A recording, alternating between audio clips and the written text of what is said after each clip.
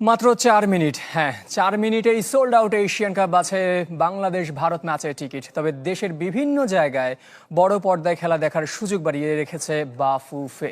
এদিকে ফ্লাইট জটিলতায় সকালের পরিবর্তে বিকেলে দেশে ফিরেছেন হামজা চৌধুরী। নেপাল ও ভারত ম্যাচকে সামনে রেখে অবশেষে আসলেন বাংলাদেশের পোস্টার বয়। সোমবার বিকেল 5:12 নামে তাকে বহনকারী বিমান।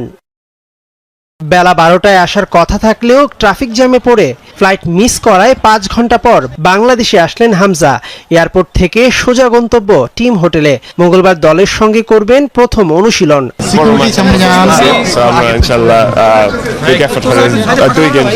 বাংলাদেশের টিকিট বিক্রির ইতিহাসে রেকর্ড তো বটেই, এশিয়াতে এমন নজির আছে কিনা খুঁজতে হবে। 4 মিনিটেই ভারত ম্যাচের সাধারণ গ্যালারির 18,000 টিকিট সোল্ড আউট। প্রথম 4 মিনিটে কিন্তু টিকিট সব বুক হয়ে গেছিল। যারা লগ ইন করে ক্লিক করে যে 4টা টিকিট বা 2টা টিকিট করে ওটা দেখেছি, 4 মিনিটে কিন্তু সব টিকিট অলরেডি বুক হয়ে গেছিল।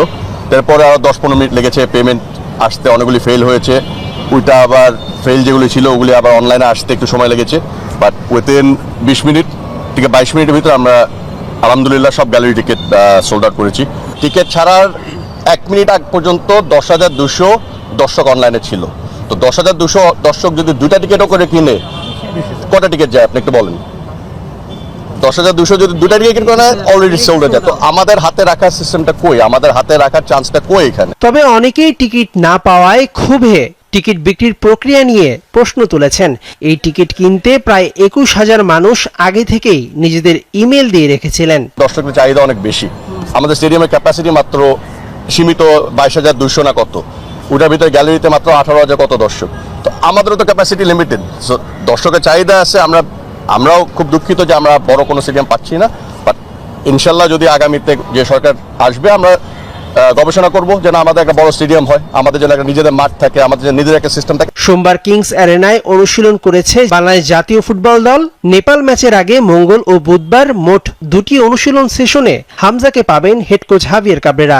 সমিত সোম আসবেন মঙ্গলবার রাতে।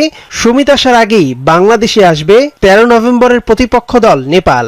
আমার খুব খুশি লাগতেছে যে আমি নৌকা দেখাত ফেরত পাইছি।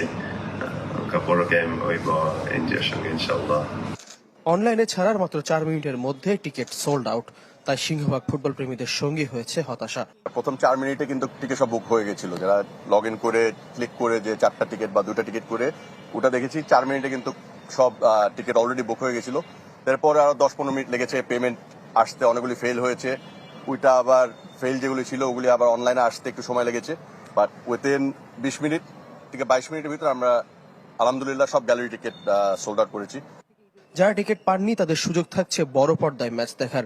এবার সারা দেশে 2টি বাড়িয়ে 11টি ফ্যান জোন করার উদ্যোগ নিয়েছে ফুটবল ফেডারেশন। ভারত বাংলাদেশ দুই রথের রোমাঞ্চের ছোঁয়া লেগেছে প্রীতি ম্যাচেও। নেপাল ম্যাচের টিকিট বিক্রিতে ইতিবাচক প্রভাব পড়তে শুরু করেছে। নেপালের টিকিটও আমি বিশ্বাস করি যে আজকে ভিতরে সোল্ড আউট হয়ে যাবে। আমরা যেটা দেখলাম